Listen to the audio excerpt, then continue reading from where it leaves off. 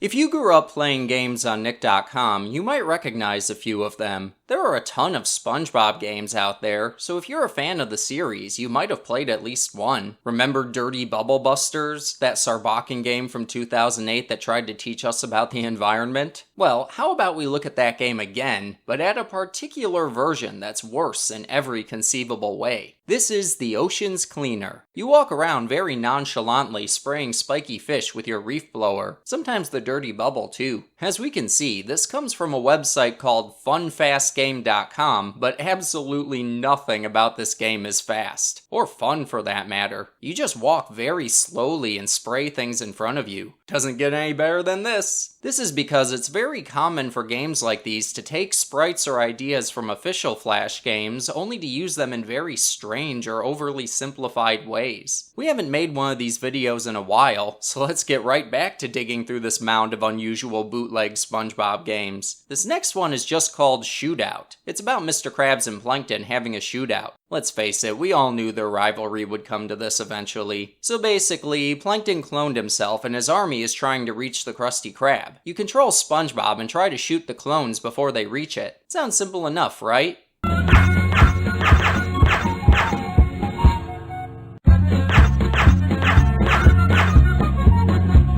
Never mind. Come on, this is the easiest premise for a game imaginable. How is such a basic feature so faulty? The game also consistently reminds us to press B to use a bomb, but I couldn't get it to work. That's great. Next game. What could be worse than being caught in a shootout? Well, how about taking a math exam? That's a real fun premise for a game. What's with his shoes? Or his shirt for that matter. But as we can see, this is a very complicated game, so let's take a look at the instructions to see if we can understand it. Helps SpongeBob pass school exam in mathematics. He is thinking hard, but cannot choose the right answer to insert it by example, and you get the right solution. If the answer is correct, you will see the joy of our hero and get good balls for each correct answer. Hello? Sounds like a good incentive for me. We'd better get those answers right. This is a serious matter. All you really do is complete a math problem by deciding if a solution is obtained through addition, subtraction, multiplication, or division. SpongeBob just makes goofy faces the entire time. It's actually really hard to get any questions wrong in this. I'll be expecting good balls any minute now. Don't keep me waiting. But in the meantime, let's look at SpongeBob Food Maker. The intense music really lets us know what we're in for.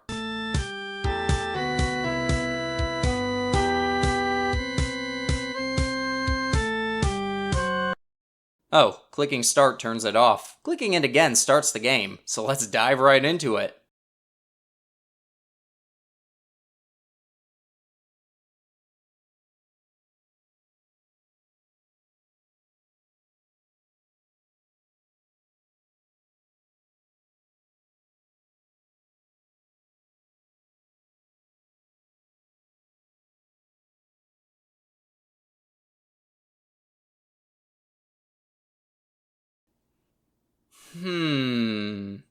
Well, it makes perfect sense to me.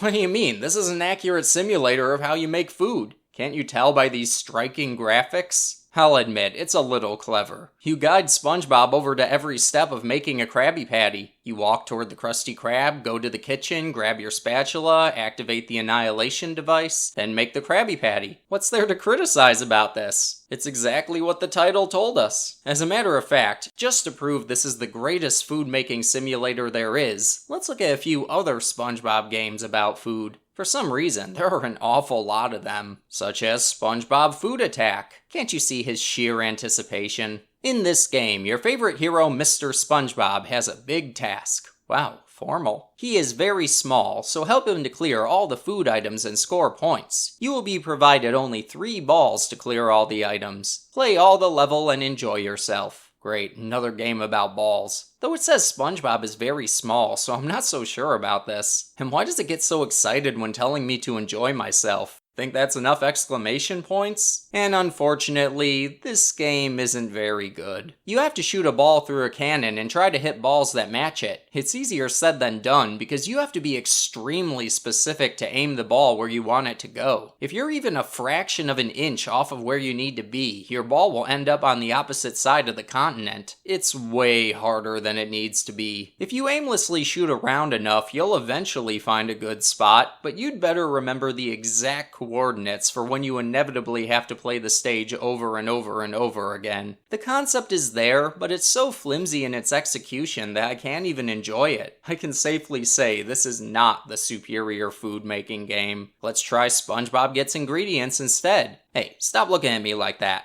Sandwich ingredients are falling down, so you have to click to stretch your hand out and catch them. If you even miss one, you get a game over, but you can pick up right where you left off by watching an ad. Nowadays, the ads don't even show, so dying doesn't have any repercussions. That means you can keep going until you unlock even more ingredients that you have to catch, such as the baked fillet, or the vegetable leaves, or cornichin. That's a very interesting way to refer to a pickle. This game is a little too weird. Let's move on. So how about we check out SpongeBob Food Drive? This could either be about driving for food, or SpongeBob holding a food drive. Surprised Nickelodeon never made any games about that. So let's see what this is about. Bob and his friends are hungry too, so he was sent for the meal. Bob will have to drive a long way to collect a lot of burgers to be enough for all. Help Bob the bike with the arrow keys, so he did not fall on the steep ascents and descents. So, as Bob the Bike, we move through this very generic park as we collect burgers along the way. Geez, how many friends does he have to feed? Is he friends with the entire population of Bikini Bottom? But if your bike flips over, you literally explode.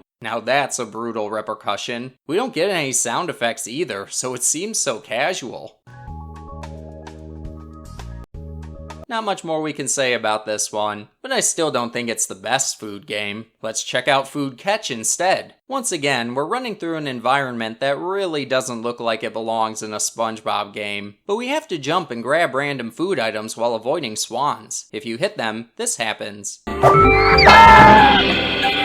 But as you move along, you get to run through different backgrounds. Look, we're in the desert and avoiding eagles now. No wonder they don't want us to get those chicken legs. They're only looking out for their kind. Oh, we're back to the swans again. Darn, I was expecting a different bird for every stage. I'm disappointed. Let's move on. How about Food Skewer? The famous superhero Bob Sponge tired fiddled about and he decided to make himself an evening barbecue. Your task is to help our hero to the challenge as soon as possible. In order to prepare a tasty mini skewers and cook one of his favorite foods, you need to string on skewers offered by 3 different sandwiches with fillings and send these ingredients into the oven. Wow, didn't know SpongeBob was a famous superhero. This isn't Sponge out of water. But basically, it's a very unique match 3 game. You have to stab 3 matching food items in a row with your skewer. However, this isn't always possible if you're given a bad selection. Sometimes you just have to take a hit to get something out of the way. It isn't bad, but its randomly generated format can really mess you up. None of these games have even come close to rivaling Food Maker. So let's bring out the big guns for this final food game. It's time to look at SpongeBob Eating Crab Fort.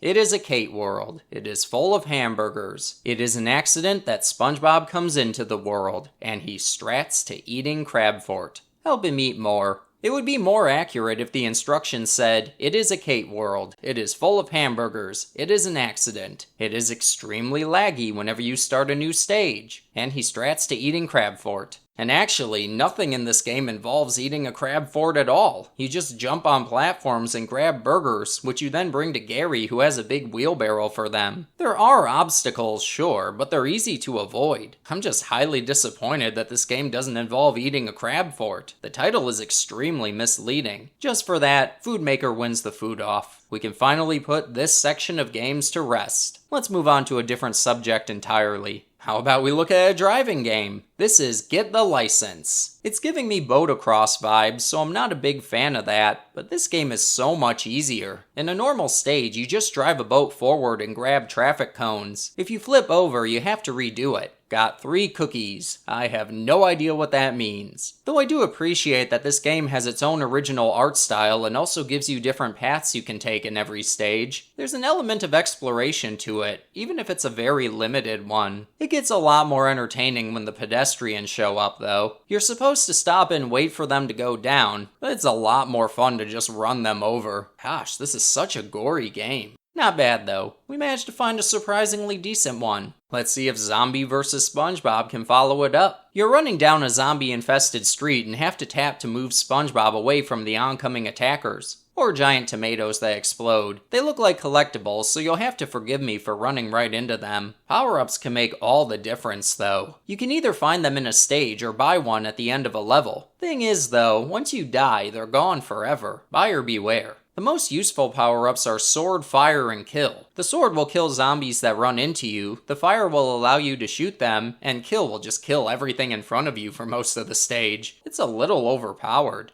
This one isn't too bad, but it is a little weird. A very similar game is SpongeBob Going to Work. It's the same general idea, but with the majority of things taken out of it. You're just going down the street and tapping the screen to avoid oncoming friends of yours that are just casually gliding on down. You can only take one hit before you die, but there isn't much to see anyway. If there is anything at the end of this road, I don't have the patience to reach it. Guess we won't be going to work today. Maybe a game like Friendly Race will be a lot more entertaining for us.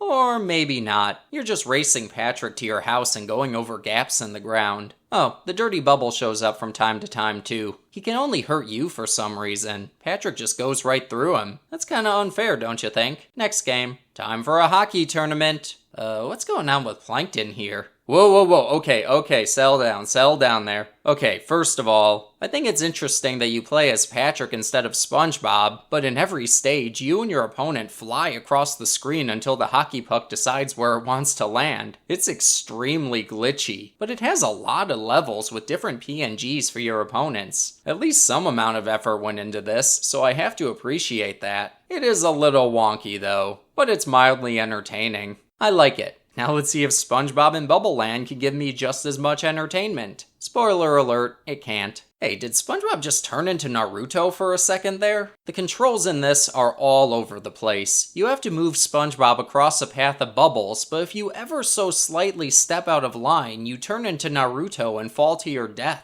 And when you reach a gap in the bubbles, you have to hold the jump button and glide yourself over it. You have to be quick though. If it takes longer than a millisecond, you'll fall to your death before you can even make it across. And eventually, you reach a contraption that shoots at you, so you have to avoid that too. And your lives are represented by these SpongeBob internet tabs for some reason. Unless they're supposed to be manila folders, I don't really get that either. And what's really aggravating is what happens when you actually reach the goal. We have an arrow pointing down, but touching it doesn't seem to do anything. One might assume you have to jump down where it's pointing, but no, you just die. This game only exists to frustrate you. I'm starting to get a little agitated, so I think we should close this video out soon. Let's look at one more simple game before we look at one of the weirdest content farm games that I could manage to find. For now, this is Fall Away. There's that weird plankton design again, and the instructions are pretty intimidating for this one. There's an awful lot of reading to be done here. As we can see, this is a highly complicated game that will take an overwhelming amount of brain work to get through. Let's ready ourselves for the grand adventure that awaits us. This will be a long one, so brace yourselves. Here we go.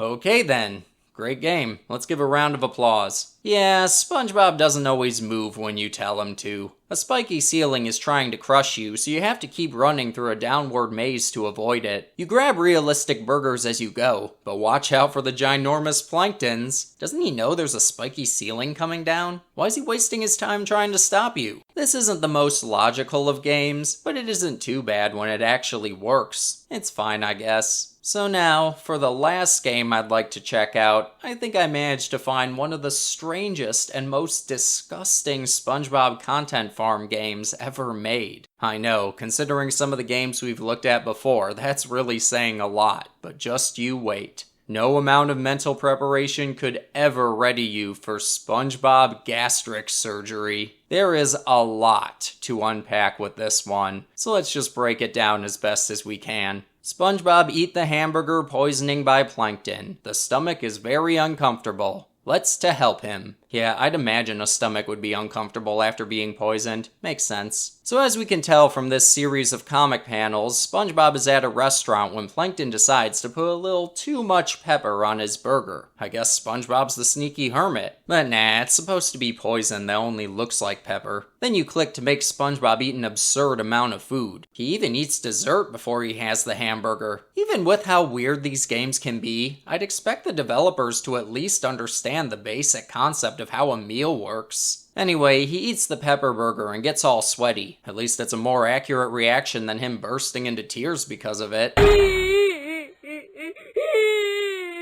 So now it's time for surgery. Just look at your friends here, especially Mr. Krabs. And like with most content farm games, you just click on an item and drag it to SpongeBob when the game tells you to. For a lot of them, you just sit and wait for a clock to finish spinning. That's real entertaining. But wait, it gets even better. After all of this nonsense, we get to cut him open. We just take a perfect circle out of him. Funny how we kept his pants on during this. But uh-oh, guess who has flies inside him? That is a very disturbing thought, developers. Thank you for that. I can't help but wonder what line of thinking brought you to making this decision. So we swat the flies and somehow he has a lot of planktons in his stomach. Not sure how the poisonous pepper turned into those, but we have to get rid of them. With a baseball bat. Yeah, you know, haven't you ever gotten surgery? Remember when the doctor grabbed a frickin' baseball bat and started whacking it around inside of you? It makes perfect sense to me. Almost as much sense as eating sweets when you're on fire.